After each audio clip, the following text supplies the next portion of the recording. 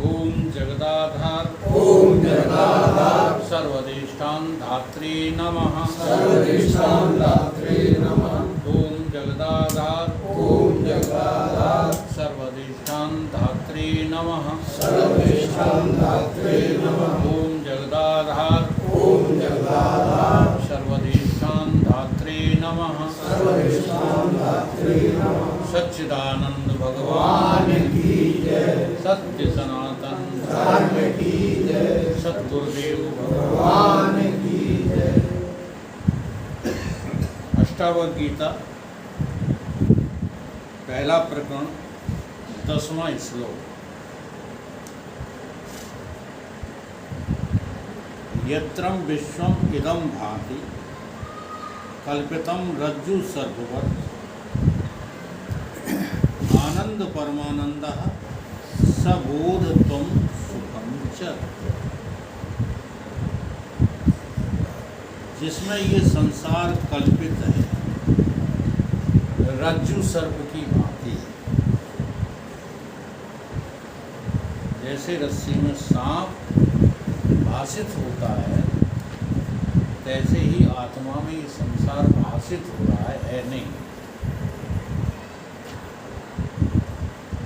तो जिसमें जो है भासित हो रहा वही आनंद परमानंद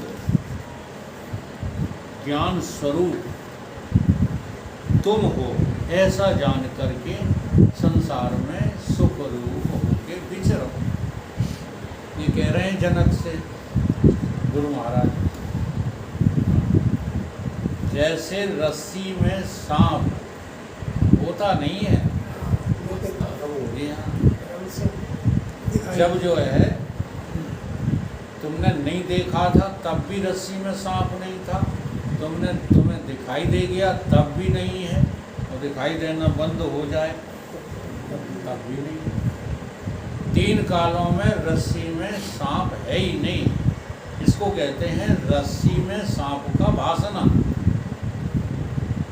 उदाहरण लिया है कि कैसे ही जनक तुझ आत्मा में आज तक ये संसार बना नहीं है, केवल भास रहा है रज्जु सर्प पत। जैसे रस्सी में सांप भास रहा है ऐसे ही तुझ आत्मा में ये संसार भास रहा है। ये जो कुछ भी दिखाई दे रहा है, समझ में आ रहा है, सुनाई दे रहा है, ये है नहीं। इसी का विस्तार किया। अष्टावक्र जी कहते हैं कि हे राजन, जिस आत्मा में ये जगत रस्सी में सर्प की तरह कल्पित प्रतीत होता है वह आत्मा तो आनंद स्वरूप है। आनंद स्वरूप का अर्थ क्या होता है? जहाँ सुख दुख का जोड़ा नहीं है, सुख दुख का युग्म नहीं है, उसे आनंद नहीं कहते हैं जो अपेक्षा से प्राप्त हुआ। तो दुख के मिट जाने से जो सुख मिला है वो आनंद नहीं है। जैसे गरीबी का दुख धन के अर्जन से दूर हो जाता है, लेकिन अब जो तुम्हें आनंद मिला है गरीबी दूर होने से, वो आनंद नहीं। बहुत बड़ा धोखा है, और इसी धोखे में तो फंसे हुए हो।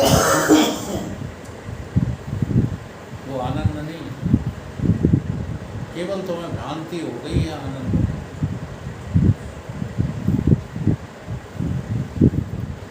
जैसे रस्सी के अज्ञान से मंद अंधकार में रज्जु ही सर्प रूप प्रतीत होता है या रज्जु में सर्प प्रतीत होता है, बात एक ही है। या तो कह ले कि रज्जु ही सर्प होकर प्रतीत होने लगा है, या यूँ कह लो कि रस्सी में सांप प्रतीत होने लगा है धोखा ही।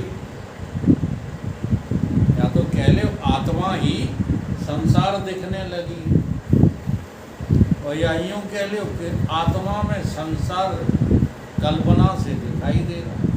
बात एक ही है, केवल शब्दों का फर्क है। समझना क्या है कि रस्सी में 3 कालों में सांप ऐसे ही। अच्छा, ये बात तो समझ में आ जाती है, रस्सी में 3 कालों में सर्प, ये तो समझ में आ जाती है।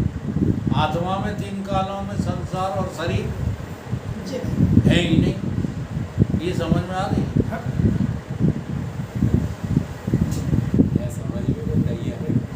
मैं तैयार ही नहीं हूँ समझने के लिए तैयार।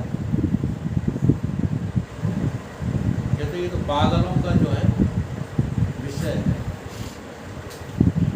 देखो हम बहुत श्यामी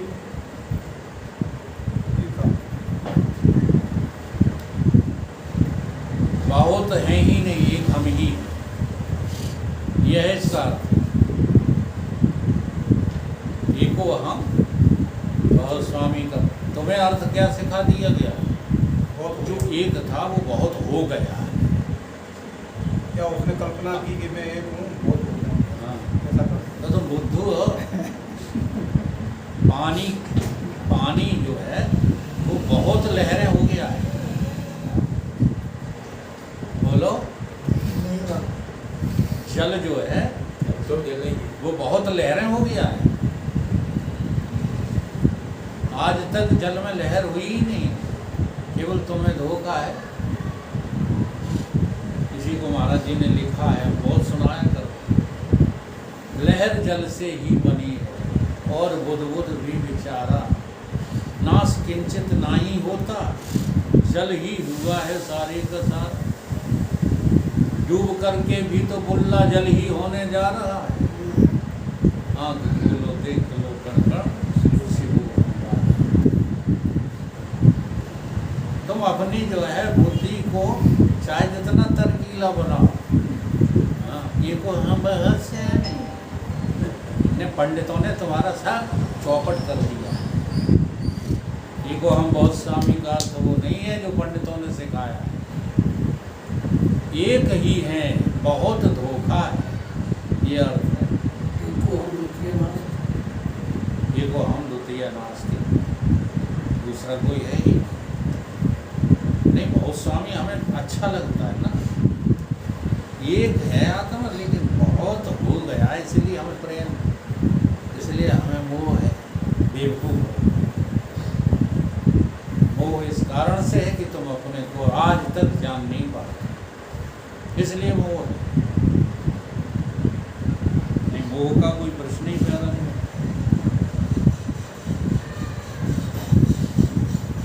वास्तव में न तो रस्सी सर्वरूप है और न रस्सी में सर्प है, और न रस्सी में सर्प पूर्व में था और न आगे होएगा और न वर्तमान काल में है, किंतु रस्सी के अज्ञान से और मंद अंधकार आदि सहकारी कारणों द्वारा पुरुष को भ्रांति से रस्सी में सर्प प्रतीत होता है, और उसका मिथ्या सर्प को देख करके पुरुष भागता है, गिर पड़ता है, घायल हो जाता है, डरता है। जब कोई रस्सी का ज्ञाता उससे कहता है कि सर्प है ही नहीं किंतु रस्सी है, इसको तू क्यों डरता है, तब उसकी भ्रम और भय आदि सब दूर हो जाते हैं। वैसे ही आत्मा के स्वरूप के अज्ञान से पुरुष को जगत भासता है। आत्मा के स्वरूप का अज्ञान हुआ तो जीव भासने लगा, और जीव के स्वरूप का जो है ज्ञान हुआ तो जगत भासने लगा। भासने का कारण आत्मा का अज्ञान ही है। भासने का कारण कोई जगत की सिद्धि नहीं है। तमाम जो है शास्त्र और शास्त्री ये सिद्ध करने में लगे पड़े हैं कि जगत है, जगत है। और वो इसलिए कहते हैं कि रुआसी बैठी थी, दोनों आए गए भैया, चीख चीख के रोने लगे। रुआसी तो बैठी, तुम तो तैयार ही बैठी हो जगत को सत्य जो है समझने के लिए। अब उनमें आ जाते हैं ऐसे गुरु आचार्य रजनीश जैसे, तुमको बात जम जाती संसार सत्य है। संसार की सत्यता को लिए तो तुम बैठे ही रहते, मजा ही उसी में आ रहा है। पूरा काल गवा दिया, जिंदगी के 70-71 वर्ष इसी गफलत में बीत गए। तुम्हें कोई शास्त्री जैसा मिल जाता है, शास्त्र मिल जाते, शास्त्री नहीं मिलता तो शास्त्र मिल जाता, उनमें पढ़ लेते, जगत है। ऐसा हो ही नहीं सकता कि जगत हुआ ना हो। लोग फंसे गए, किसी को कहा है दुआ से बैठी थी तब लोग है तो भाई। वैसे ही आत्मा के स्वरूप के अज्ञान से पुरुष को जगत भासता है। जन्म मरण के भय आदि भी भासते हैं। जब ब्रह्मविद गुरु उपदेश करता है कि तू ही ब्रह्म है, तेरे को अपने स्वरूप के अज्ञान के कारण ये जगत प्रतीत हो रहा है और वास्तव में ये जगत तो मिथ्या है एवं तीनों कालों में तेरे लिए नहीं है। जैसे निद्रा रूपी दोष से मनुष्य स्वप्न में अनेक प्रकार के सिंह व्याघ्र आदिकों को रचता है और आप ही उसमें भय को प्राप्त होता है। जब निद्रा दूर हो जाती है तब उन कल्पित सिंह आदिकों का भी नाश हो जाता है। वैसे ये जनक, तेरे ही अज्ञान से संपूर्ण जगत उत्पन्न हुआ है और जब तुम अपने स्वरूप को यथार्थ रूप से जान लोगे तब जगत का भी अभाव हो जाएगा। सपने में तुम्हें सिंह खाए डाल रहा था, सपने में देखते हैं हम लोग ऐसे सपने, हम भाग रहे हैं, पीछे हमारे जो है कोई जानवर लगा हुआ है, सांप दौड़ रहा हमारे पीछे, हम भाग रहे हैं। कहीं जाके इतना भी देख लिया कि सांप ने हमको डस लिया, अब जब सांप ने डस लिया है तो हाय हम मर गए। देखो मजे की बात है, सपने में मर भी गए और मरे हुए को जान भी रहे, रो भी रहे कि हाय हम मरे गए। अच्छा तुम मरे ही गए थे तो रो कौन रहा है? बड़े विचित्र स्वप्न आते हैं। बस ऐसे ही भ्रम यहाँ पड़ा। जैसे ही आंख खुली है, न सांप था, न वहाँ डसने वाला था, न डसा जाने वाला था, कोई था वहाँ सपने में। तुम्ही ने जो है सारी कल्पनाएं खड़ी कर ली।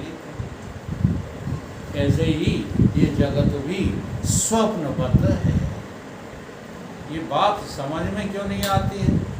क्योंकि अभ्यास जो है आपका हमारा है वो ये है कि हम माँ के पेट से जन्मे। अच्छा हमने अपने को जन्मता हुआ तो नहीं देख पाया था, लेकिन अपने सामने अपने नाती पंथियों को तो जन्मते हुए देखा, तो ये भावना बस गई कि हम भी ऐसे ही जन्मे। पहले अम्मा के पेट में आए, फिर वहाँ से एक जो है प्राकृतिक प्रक्रिया को बिल्कुल संस्कारित करके दिमाग में बिठा लिया, उसी को समझाते रहते।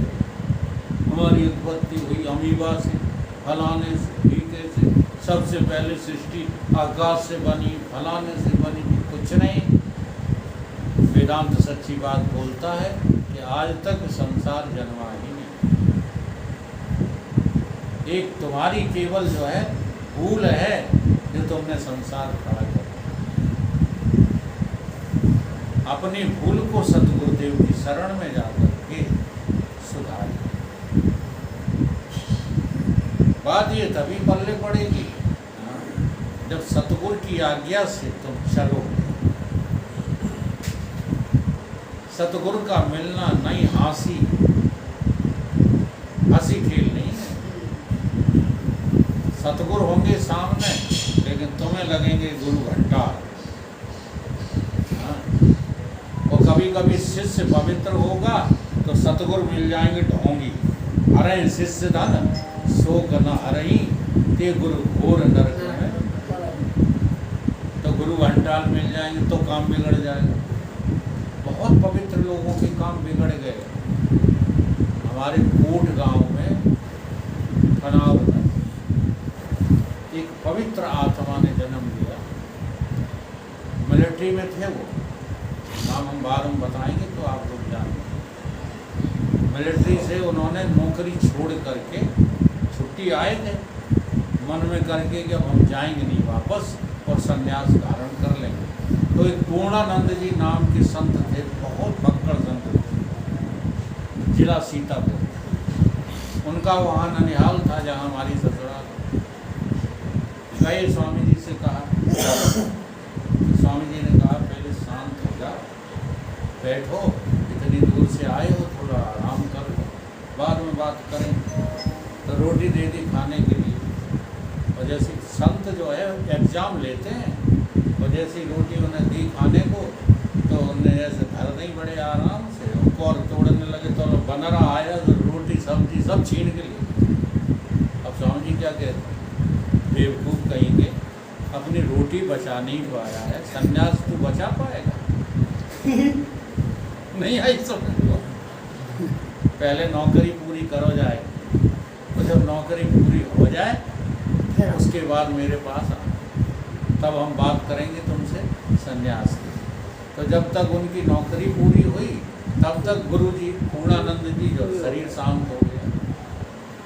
अब उनके हुलखुलान मची रही, पवित्र आत्मा थे ना, वो नहीं उनके अंदर से गई, संन्यास तो लेना ही है, संन्यास तो लेना। चले गए उनके बाद। उस समय बहुत प्रसिद्ध संत थे, हमसे कह रहे थे, बता रहे थे कि एक आदमी ने तो हमसे कहा था कि परमानंद जी से ले, लेकिन वहाँ जो 10 लोग बैठे हुए हैं, परमानंद को कौन पूछता है, कल का लड़का है परमानंद, लेना है तो दयानंद जी से ले सकते। तो कि हमने दयानंद जी से संन्यास ले लिया तो हमारी सारी साधना होगी, क्योंकि वे खुद बेईमान थे दयानंद, और वही बेईमानी सिखाए रहे थे। उनका नाम था दिनेशानंद जी बाबा। और ये जो चर्चा हुई है उस समय हमारी हुई है दिनेशानंद जी से, जब वो शरीर छोड़ रहे थे, तब सारी उन्होंने अपनी हिस्ट्री बता दी। और एक प्रश्न पूछा था उनसे कि बेटा ये बताओ, तुम स्वामी जी के शिष्य हो और मैंने सुना भी है कि आपकी वाणी से सत्य निकलता, तो एक बात हमें बता दो, हम आज तक संदिग्ध हैं उसमें, ये सूर्य जो है उत्तरायण में आ जाए तब शरीर छूटे तो मुक्ति हो जाएगी? मैंने कहा कदापि नहीं होगी महाराज, ये गलत फहमी का है, पाले फिर रहे हो बड़े लोग नहीं किया, हम इसीलिए तो पूछ रहे हैं। मैंने कहा उत्तरायण का अर्थ होता है आत्मबोध। अगर आप टोटली आत्मा हैं अभी, तो मुक्ति का इंतजार क्यों कर रहे हो? मुक्त तो आप हैं। और अगर ऐसा नहीं लग रहा है, मुक्ति का इंतजार कर रहे हो, तो आप दक्षिणायन में ही शरीर छोड़ोगे, हाँ उत्तरायण में छूटे ही नहीं सकते। पीठ ठोकी उन्होंने, तो हमें तो कि अभी जन्म लेना पड़ेगा, स्वीकार करके गए, अभी हमें जन्म, तो गुरु गलत मिलने का ये परिणाम। शिष्य सच्चे हृदय का हो, गुरु घंटाल मिल जाए तो भी सब चौपट। ठीक,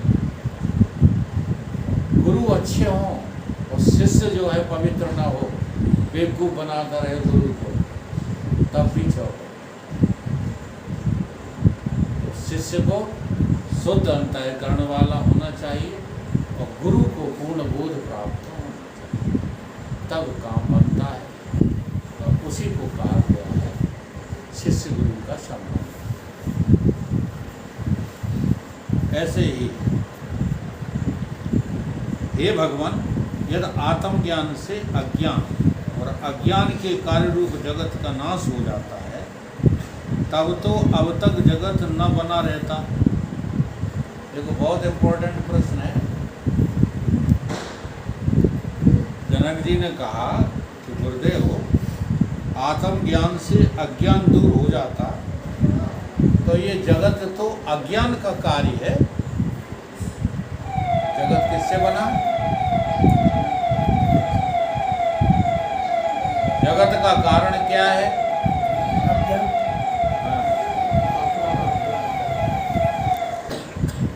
एक जो है निमित्त कारण, एक उपादान कारण। इसको आप जो है कुम्हार की घट बनाने की प्रक्रिया से समझो। घट बनाने में दो कारण होते हैं, एक निमित्त कारण होता है, एक उपादान कारण। तो निमित्त कारण तो कुम्हार होता है, चका होता है, जो चक्र घूमता है, डंडा होता है, ये सब क्या है? निमित्त बने। इनके बीच में आने से ही काम हुआ है। और उपादान जो होता है वो मिट्टी होती है। तो उपादान कारण और निमित्त कारण का फर्क ये है। निमित्त कारण जो होता है वो बनाने के बाद गायब हो जाता है, फिर मिलता नहीं, फिर दिखता नहीं। और उपादान कारण उस वस्तु को बनाने के साथ साथ सदा रहता है। समझ में आ रही बात? ऐसे ही तुम्हारा ये शरीर दो कारणों से बना है। एक कारण निमित्त ईश्वर है जो बनाने के बाद तुमको मिलेगा। नहीं तुम चाहे जितना मूड पढ़ो, चाहे जितने मंदिर जाओ, हाँ, चाहे जितनी मूर्तियाँ पूजन करो, अब ईश्वर तुम्हें मिलने वाला नहीं है, क्योंकि निमित्त है। इसी को निमित्त कहते हैं। और उपादान कारण है आत्मा का अज्ञान, जो अभी भी आपके साथ है। आप कार्य रूप से शरीर हो, लेकिन कारण रूप से तो अज्ञान ही हो। अज्ञान से जो है, अज्ञान का कार्य है शरीर और संसार। आई बात समझ? ठीक है। तो उपादान कारण तो सदैव आपके साथ है, और उपादान कारण को मिटाना है काय से? ब्रह्म ज्ञान से। ठीक है। निमित्त कारण को प्राप्त नहीं करना, लेकिन लोगों ने उल्टी पट्टी पढ़ा दी। तुम्हें ईश्वर मिल जाएगा, दर्शन देगा, वृंदावन चले जाओ, चित्रकूट चले जाओ, वे गुरु दर्शन करा देते हैं गुलगुला मसक के। तुम जाई चक्कर में घूमते रहते हो। वह मंदिर की देहरी घिस गई तुम्हारे चढ़ चढ़ के, लेकिन आज लोग मंदिरों का महत्व तो नहीं समझ में आया। आज भी कह दो, पूछ दो, कब से मंदिर जा रहे हो गए 20-30 साल। वो कम कह दी ना, हम संग ढक मरा रहे तो बुरी लग गई। विचार नहीं किया, बुरी मान जाते। अगर तुम मंदिर गए होते, तुम मंदिर गए ही नहीं, तो मंदिर का महत्व तो अभी तक तुमको क्लियर हो गया होगा। मंदिर जाने का महत्व ही है कि मंदिर छूट जाता है। अगर मंदिर नहीं छूट रहा तो तुम मंदिर जाते ही नहीं। समझ में आ रही कुछ बात? मंदिर आप जाते ही नहीं, आप तो कामनाओं के वशीभूत होकर के। एक बार सत्यनारायण ने ये जो है बात कही तो लोगों को बड़ी बुरी लग गई। उसने कहा, पहले तो हमसे पूछा, कह दें? हमने कहा बिल्कुल कह दे, जो बात सही समझ में आई है वो कह दो। तो माने कही, मंदिर जो है चीत्कार करने वालों का जमघट। मंदिर क्या है? हाँ, अगर तुम्हें सुनना आता है ना, तो मंदिर में जितनी भीड़ है सब चिल्ला रही है, भीतर से चीत्कार कर रही है, हे भगवान मेरा पुत्र बचाओ, मेरा धन बचाओ, मेरा फलान बचाओ। कामनाओं के गुलाम सब मंदिर में मिलेंगे। अगर कामना रहे तो हो जाते तो मंदिर छूट जाता कि नहीं छूट जाता? दूसरी चीज एक और समझना, केवल मंदिर जाने का विरोध बिना सोचे समझे मत करने लगो, नहीं तो नास्तिक हो जाओगे। इसलिए जिन लोगों को वेदांत समझ में नहीं आ रहा हो, उन्हें मंदिर जाना अनिवार्य है। मंदिर विरोध के लिए नहीं है, लेकिन इसके लिए भी नहीं कि तुम चिपक के रह जाओ मंदिर से।